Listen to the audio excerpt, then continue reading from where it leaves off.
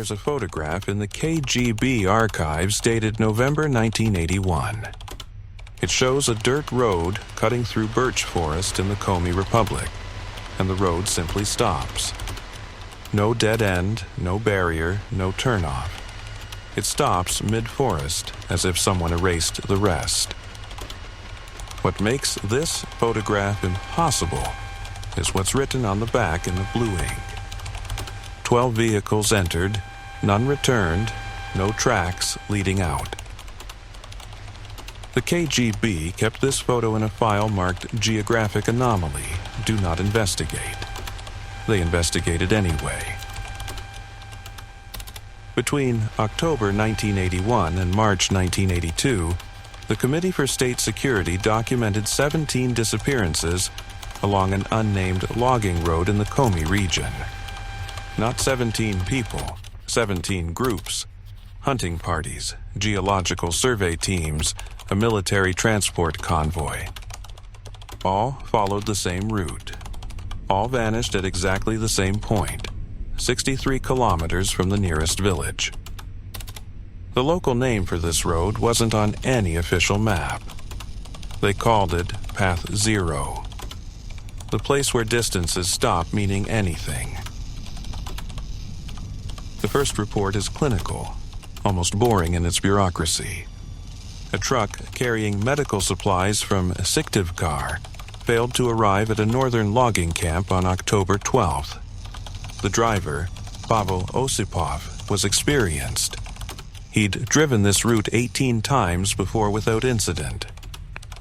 When they sent a search team 3 days later, they found his truck parked sideways across the road, engine still running, driver's door hanging open. The medical supplies were undisturbed. Osipov's jacket was folded neatly on the passenger seat. His radio was set to the emergency channel, but there was no voice, no distress call, nothing. The last entry in his logbook read, "Road is changing behind me. Need to keep moving forward." The search team found boot prints leading from the truck into the forest. The prints were clear in the October frost, easy to follow at first. They tracked them for about 40 meters, and then the prints simply stopped. Not faded, not obscured by leaves or wind, just stopped. As if Osipov had been lifted straight up into the air. One of the searchers noted something else in his report, something that didn't make it into the official summary. The boot prints were going in two directions, toward the forest and back toward the truck. Same tread pattern, same stride length, same depth. But the prints returning to the truck were laid over the ones leaving, as if he'd walked the same path twice in opposite directions at the same time. The search coordinator wrote in his final notes, "Recommend immediate closure of Path Zero pending investigation. Terrain does not match topographic surveys. Compass readings inconsistent." Team members report disorientation and temporal confusion. One team member claims to have seen himself walking ahead on the trail. Upon closer inspection, figure disappeared. Request psychological evaluation and route quarantine. The KGB ignored the recommendation. They sent more people. The second disappearance happened 3 weeks later. A geological survey team, 5 members in a UAZ Jeep, mapping mineral deposits in the region. Standard work, routine assignment. Their last radio check-in was at 1400 hours, and the team leader, Dr. Anya Volkova, reported normal conditions, estimated arrival at base camp by nightfall. At 1403, the radio operator received a second transmission from Dr. Volkova.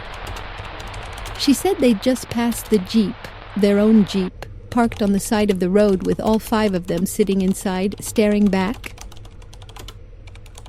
The operator asked her to repeat. "We are looking at ourselves. They are not moving. We are not moving. The road behind us is gone." Dr. Volkova's voice was very calm, very controlled, the kind of calm that comes from shock. Then the transmission cut to static, just a wash of white noise that lasted for 7 seconds before going silent. A recovery team found the Jeep exactly where Dr. Volkova described, right where the road curved into deeper forest. All 5 team members were inside, slumped in their seats. They were dead. No visible injuries. No signs of violence or struggle. No foam at the mouth or discoloration to suggest poisoning. The autopsies noted one consistency across all 5 bodies. Their watches had stopped at 14:03. But their internal body temperatures and rigor mortis suggested they'd been dead for at least 6 hours before the Jeep was found.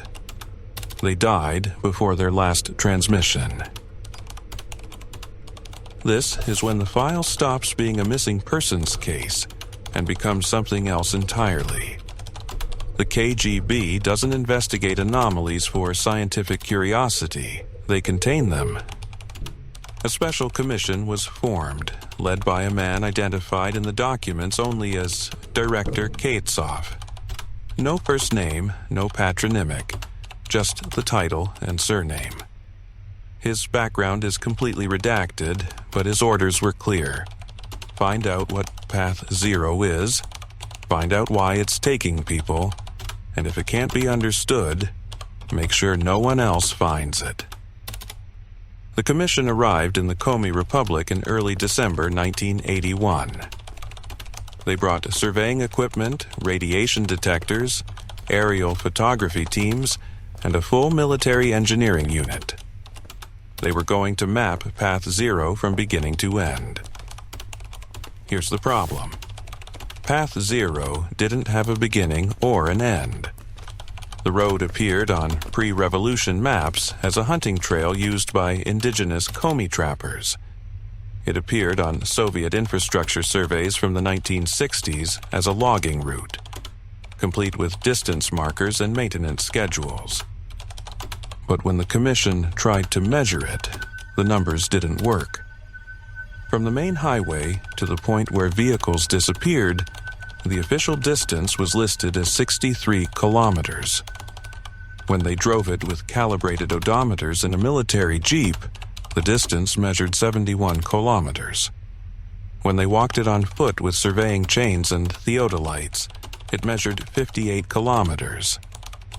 When they flew over it in a helicopter and calculated from aerial photographs, the road was only 42 kilometers long. Director Katsov wrote in his personal log, "The road does not obey length." They decided to send in a test vehicle, unmanned, loaded with cameras and radio transmitters. A remote-controlled truck packed with motion sensors, temperature gauges, radiation detectors, every piece of diagnostic equipment they could fit. The idea was simple. Drive it down Path Zero under controlled conditions and document what happened when it reached the 63-kilometer mark. The truck was released at dawn on December 9th, rolling forward at a steady 30 kilometers per hour. Cameras broadcasting live footage back to the command post set up in a commandeered logging station. For the first hour, nothing unusual, just trees, frozen mud, a normal dirt road cutting through winter forest. Then, at around the 53-kilometer mark, the footage began to distort. The road ahead of the truck began to curve, even though the terrain was completely flat. Not the road itself, space was curving. Like looking down a hallway that bent without turning. A fisheye distortion without a lens. The trees on either side started repeating. The same birch with the same broken branch passing by the camera every 12 seconds, as if the truck was looping through the same stretch of forest. Then, the front camera and rear camera started showing the same view. Identical frames offset by only a second or two. The truck was somehow behind itself.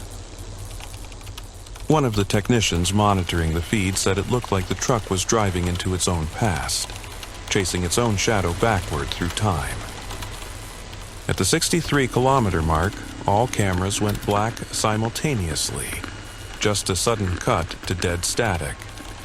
Telemetry continued for another 40 seconds. The motion sensors still registered forward movement.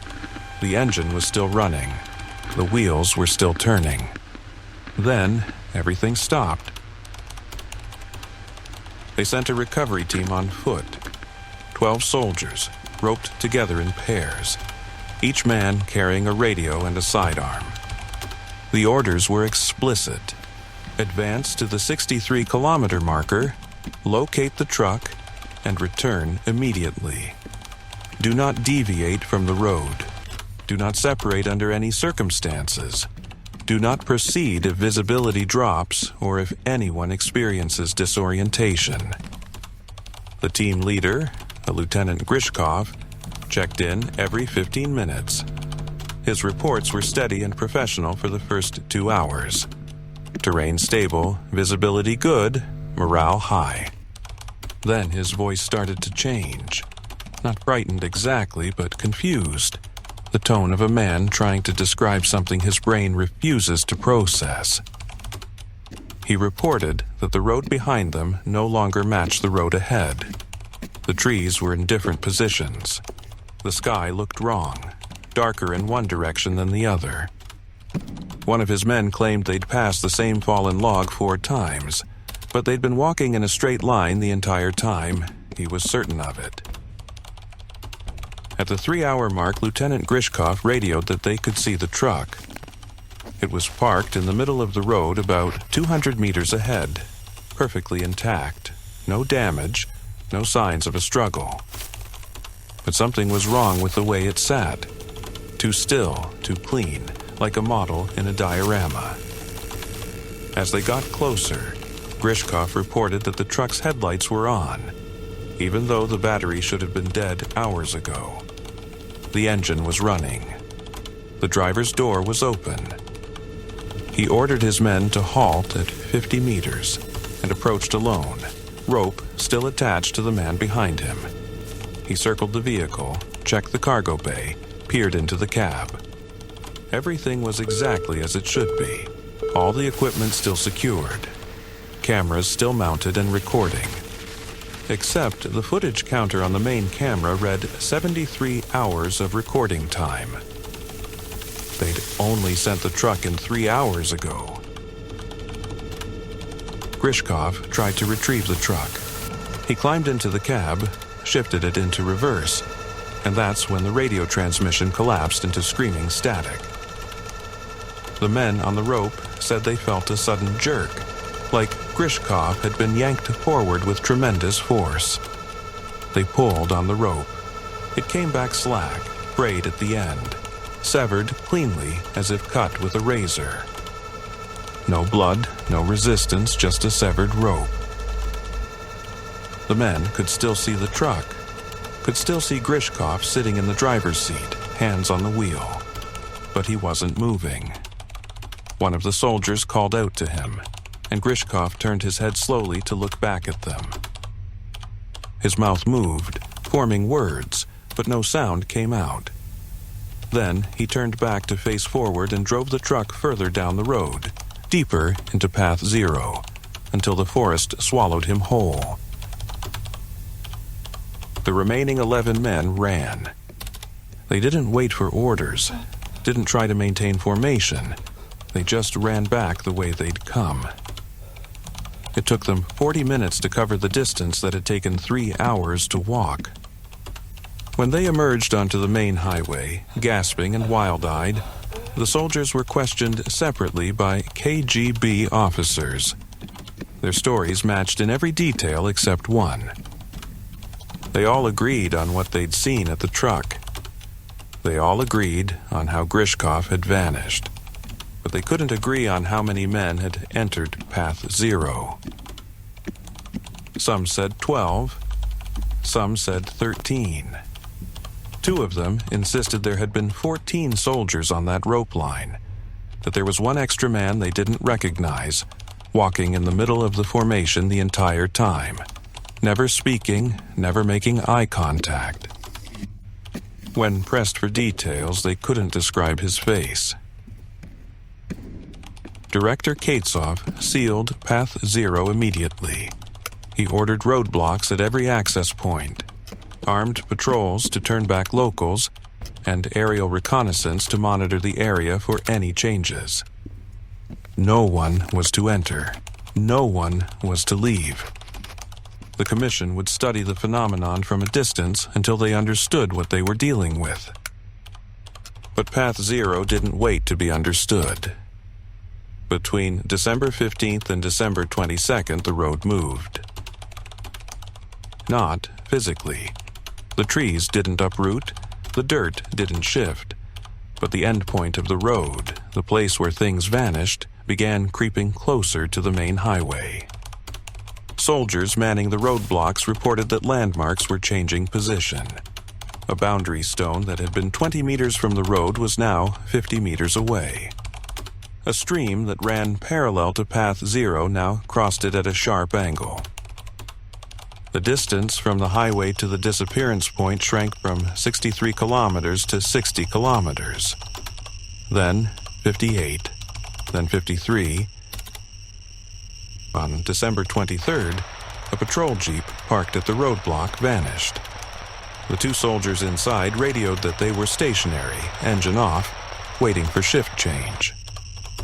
5 minutes later, the relief crew arrived and found the roadblock abandoned. The jeep was gone.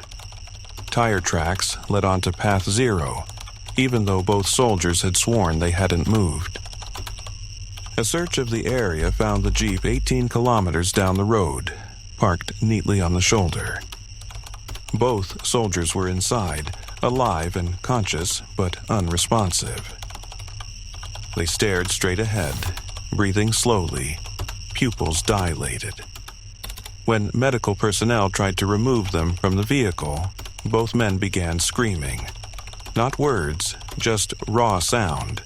The noise an animal makes when it's caught in a trap. They screamed until their voices gave out, and then they went silent again. They never spoke another word.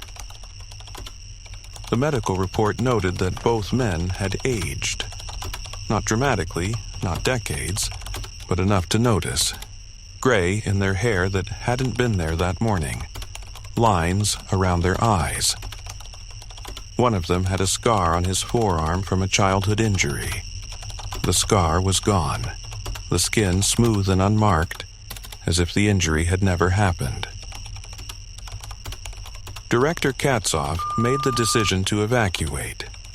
Not just the roadblocks, the entire region.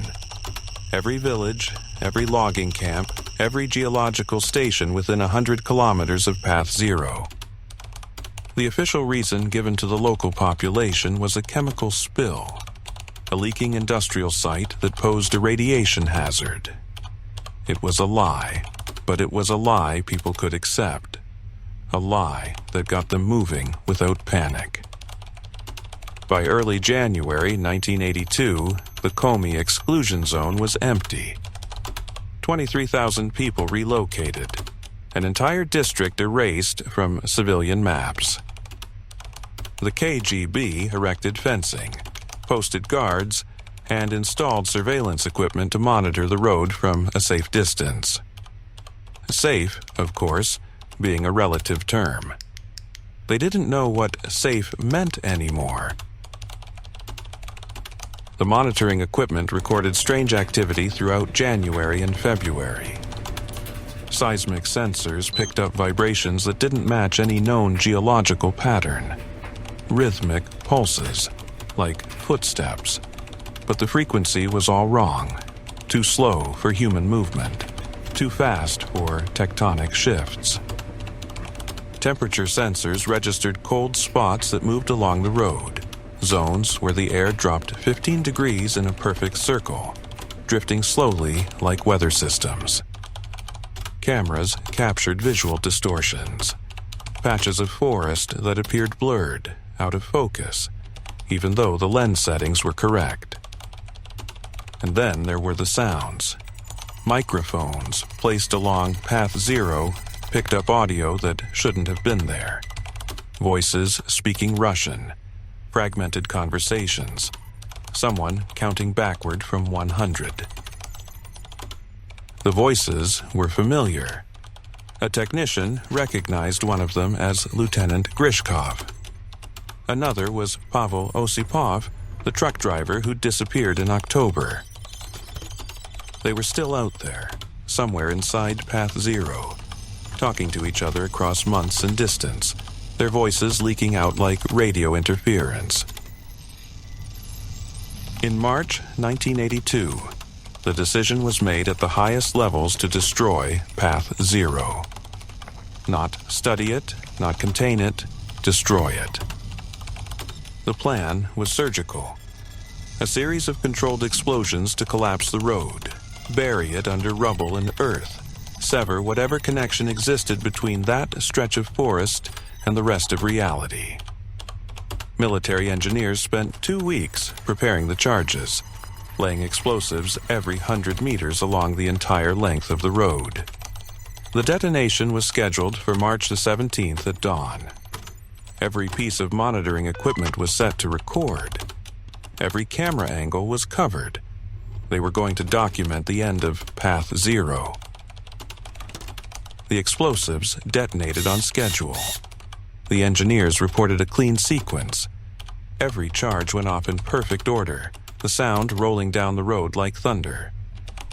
Smoke and debris filled the air, and when it cleared, the road was gone, buried under tons of shattered rock and splintered trees, completely impassable. The engineers radioed back to command. Mission successful. Path Zero neutralized. Director Katsov requested aerial confirmation, and a helicopter was dispatched to survey the damage from above.